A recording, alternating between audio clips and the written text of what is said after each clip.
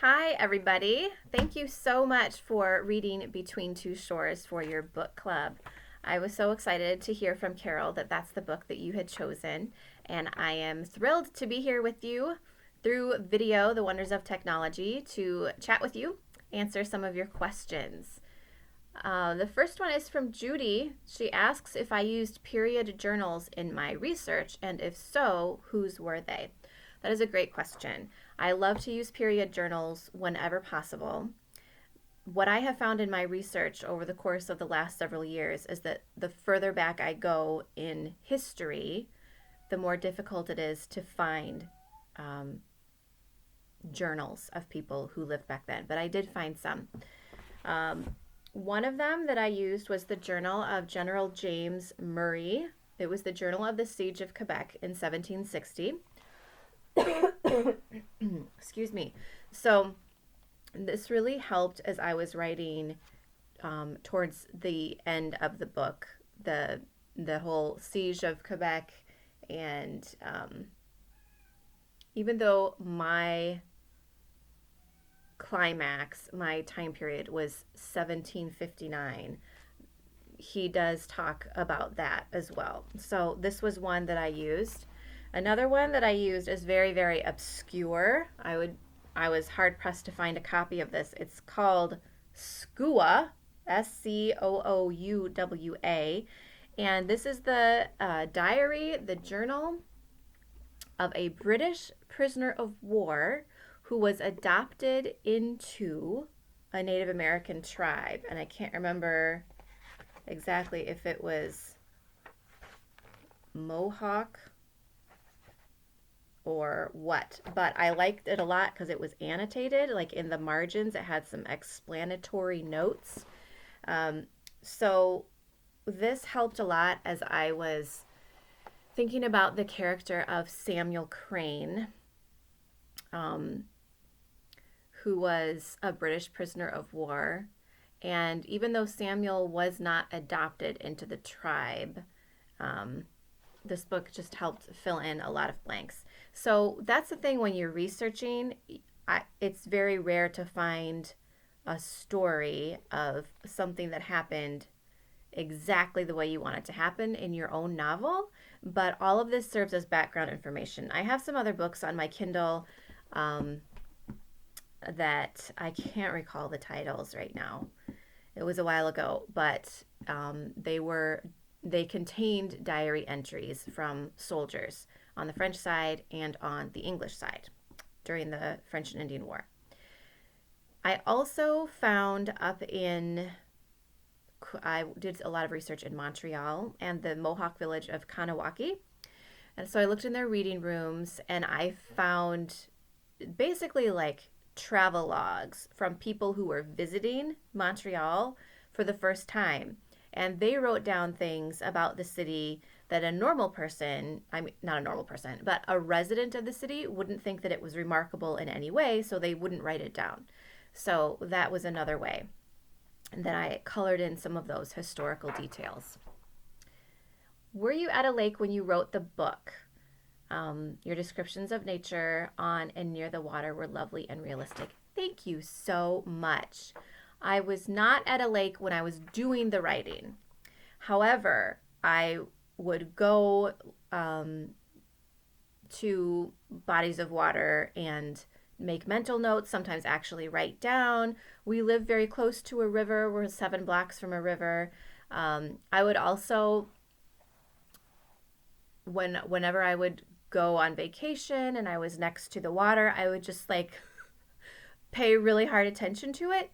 But that's another reason why I really enjoyed going on trips to, well, it was just one trip up to Montreal and Quebec City so that I could see the St. Lawrence River and the actual body of water that I was talking about. Um, when I was in Montreal, I stayed with a friend who lives there. She is a resident of Montreal. And so I asked her, what is the weather like at this time of year? What is the weather like at this time of the year? And I really racked her brain on what it feels like because that's really important to me to try to establish the story world, and nature is a big part of that. So I'm glad you liked that. All right. So from Denise, we have a bunch of questions. The first one, what led you to choose to write about the Mohawks and this particular time in history? Excuse me. Well, the first two books that I had written for Bethany House were in the 18th century already. We had The Mark of the King, which was about French colonial New Orleans in 1720. A Refuge Assured was about a French refugee in Philadelphia in 1794.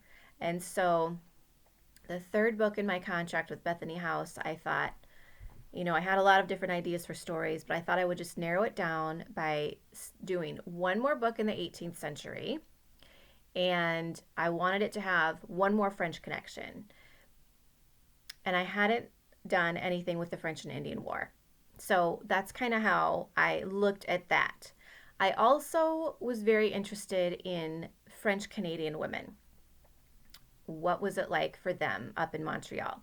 So that's how it started. And then when I began to learn about French Canadian women in Montreal, and that some of them had a fur trading business when they became widows, and that they worked with Mohawk women to do the fur trading between Montreal and Albany, then I started looking at these Mohawk women.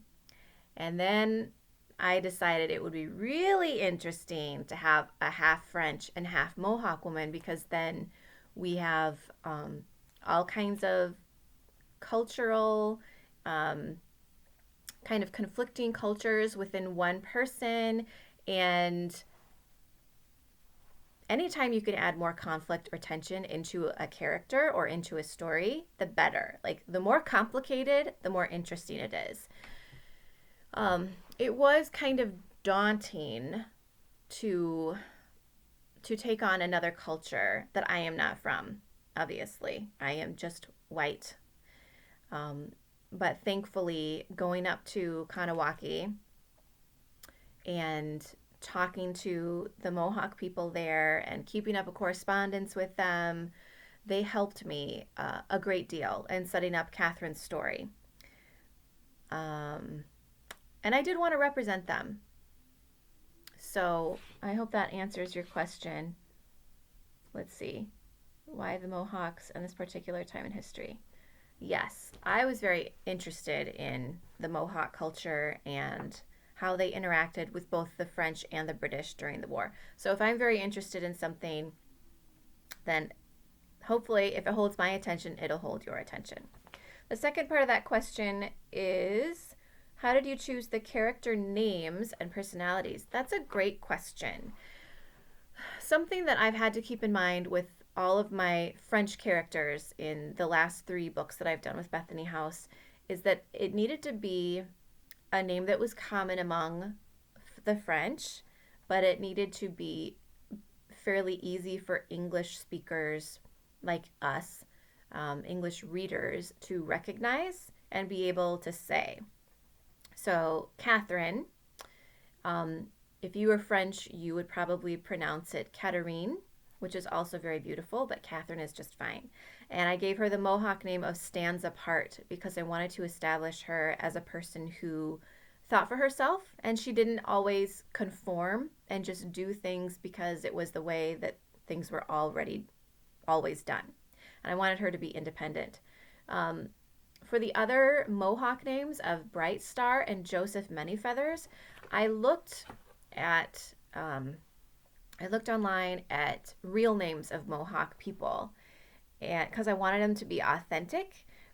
But I found that for the men, a lot of the names were kind of violent, like kills standing up or killed 5 people. So I wanted to avoid those.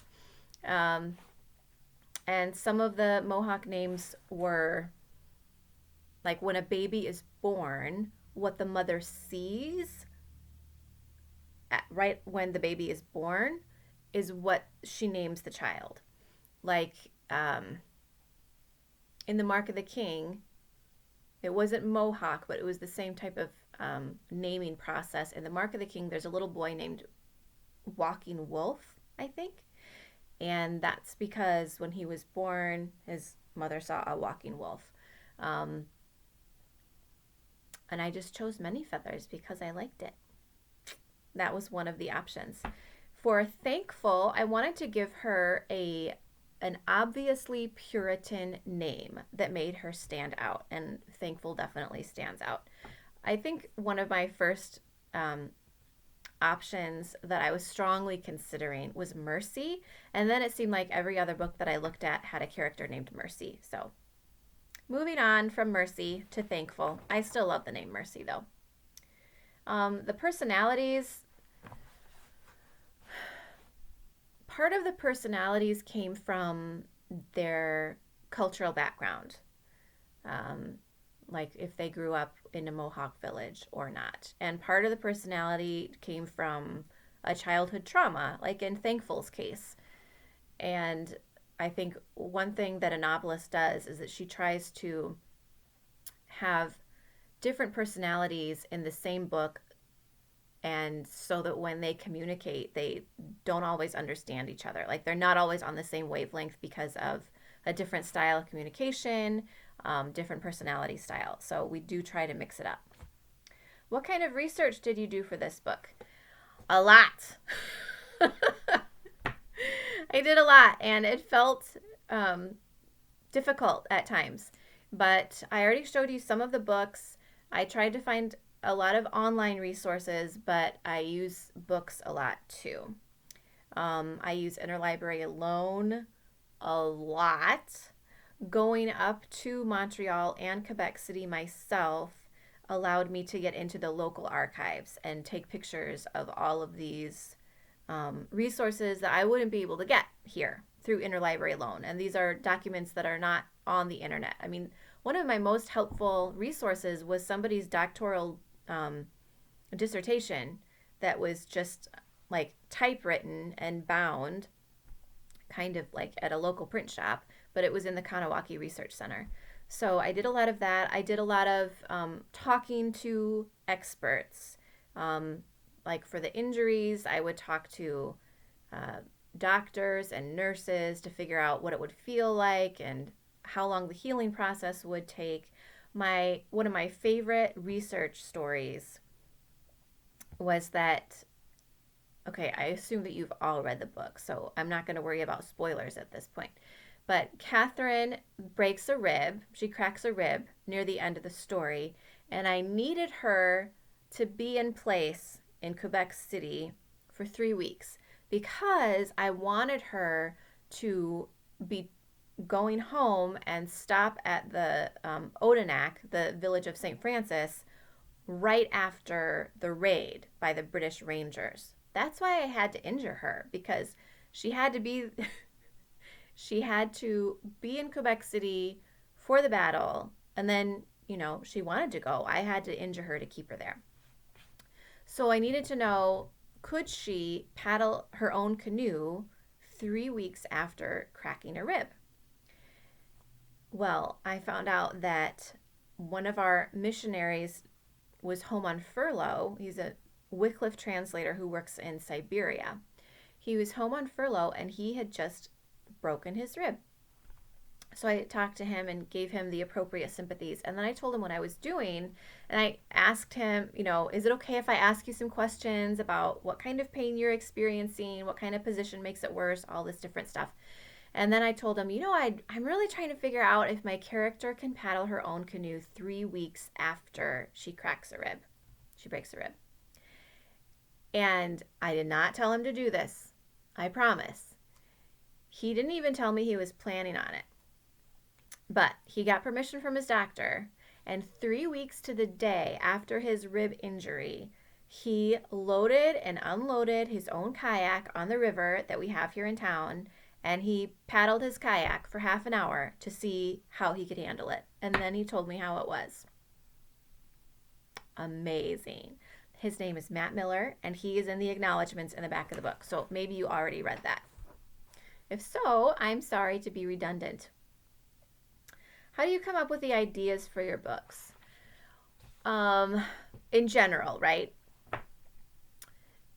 I look for ideas everywhere all the time. I watch a lot of documentaries, and sometimes it's just fun to learn, but sometimes they will mention something and I'll think, oh, I need to look into that more because that might be a great idea for a book someday.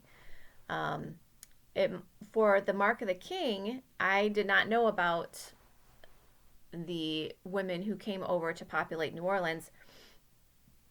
My brother and sister-in-law they were living in France at the time, and they went to La Rochelle for a vacation, and they told me about some of excuse me, they told me about some of the things they had learned while on their vacation. And I the more I looked into it, the like my you get on the internet and you just start clicking from one thing to another to another to another, and you can just go like all over the place. Well, their little report about their vacation to La Rochelle eventually led me to learn the information about cleaning out the prisons in Paris and sending women to be colonists through forced immigration to New Orleans. So I really get ideas all over the place. How long does research for a single book take? A long time. When I first started writing, Wedded to War was my first novel, and I spent 9 months researching, and then I wrote the first draft in 3 months. Um, After that, I didn't have a whole 9 months to work with to do research anymore because once you turn a book in, then you get it back and you have to spend time editing it. And then once you've got some books out, you have to spend time marketing the books and launching the books, and this all takes time. So these days, I would say I spend at least, oh, excuse me, let me just turn that off if I can find it. These days, I spend at least 4 months researching, usually before I start writing. And then once I start writing, I will inevitably discover holes where I need to do more research. So just because I start writing doesn't mean that my research is complete. I am always fact checking and looking for more information, even into the editing process. If I need to beef up a certain scene that I don't really know what this place looked like at the time, so I need to go back and research that. It takes a long time. What led you to choose to write historical fiction? That's a great question. Because I started off writing as a freelance journalist, and then I wrote nonfiction books. This was my very first book ever, Faith Deployed, Daily Encouragement for Military Wives. So I was a Coast Guard wife, and I recruited other military wives to help me write this. So this was the first one, and then I wrote several more nonfiction books. When I was doing research for this nonfiction book, this is called Stories of Faith and Courage from the Home Front. It is stories for 365 stories about what women and children have done in times of war, all the way from the French and Indian War to the wars in Iraq and Afghanistan. So it's a huge book. I do have a co-author on this, Karen Whiting.